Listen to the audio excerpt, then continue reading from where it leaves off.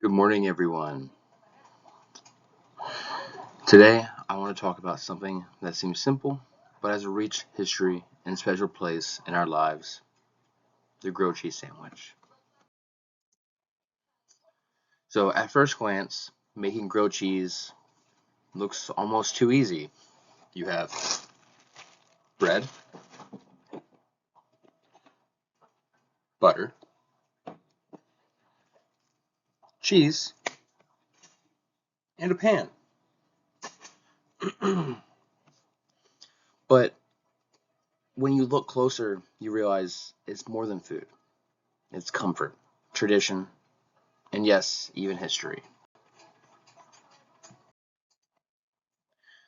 Let's start with a quick trip back in time. People have been combining bread and cheese for centuries. Some say since the ancient Romans. But the grilled cheese we know today really came about in the 1920s and 1930s. That's when sliced bread became widely available and processed cheese, like American cheese,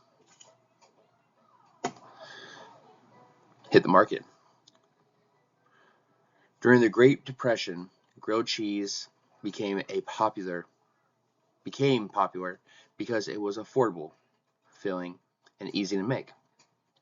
Then, during World War II, the US Navy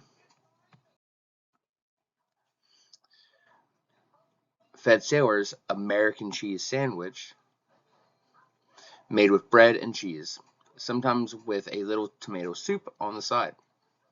After the war, the recipe stuck, and by the 1950s and 60s, grilled cheese was a staple of American households. So, when you bite into one today, you're not just eating lunch. You're tasting almost 100 years of tradition. Now, let's begin. So, you're going to take your bread and you're going to get your butter,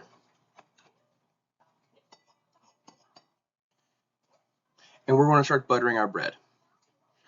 So, some people use mayo. I don't. I prefer just butter. Um, Supposedly mayo gives it an extra flavor. I don't know. I never tried it. But that's the great thing about grilled cheese sandwich. You can choose your own adventure. Just pick something that you like and do it from there. Then, after that, we're going to pop it into the pan. So, take our American cheese, unwrap it from the healthy plastic that it's wrapped in. Now we're going to place it in our pan. Ooh. It is now in our pan. And now, the magical process of just waiting.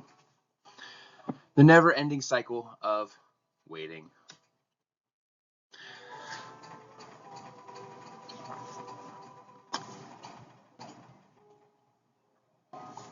So, cooking is all about patience. Medium to low heat is the key. Not enough to crisp the bread, slow enough to melt the cheese inside. Sorry, hot enough to crisp the bread, slow enough to melt the cheese inside. A gentle press with the sorry, spatula to press it down, spatula. And then once we think it's golden enough, we're going to flip, like so. Whew.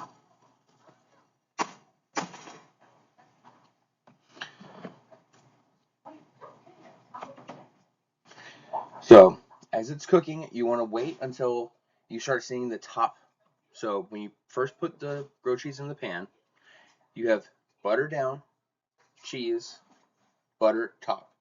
So, as it's cooking, you're going to wait until the butter starts melting on the top. Once it starts melting on the top, that's when you know you're about at the right moment to flip it.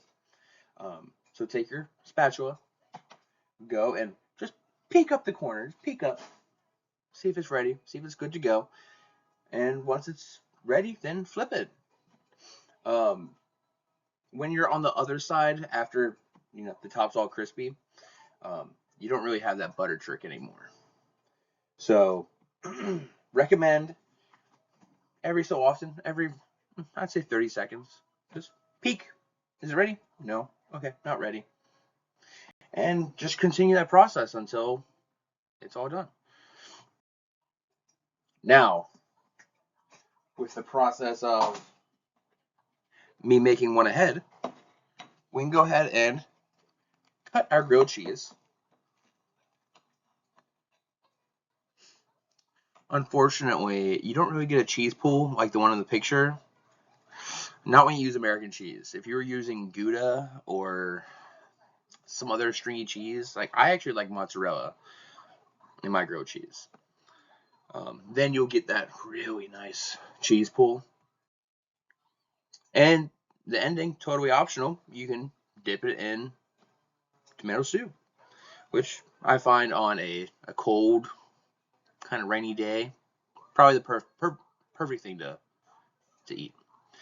Well, that concludes my grilled cheese instructional video. All right, have a good one.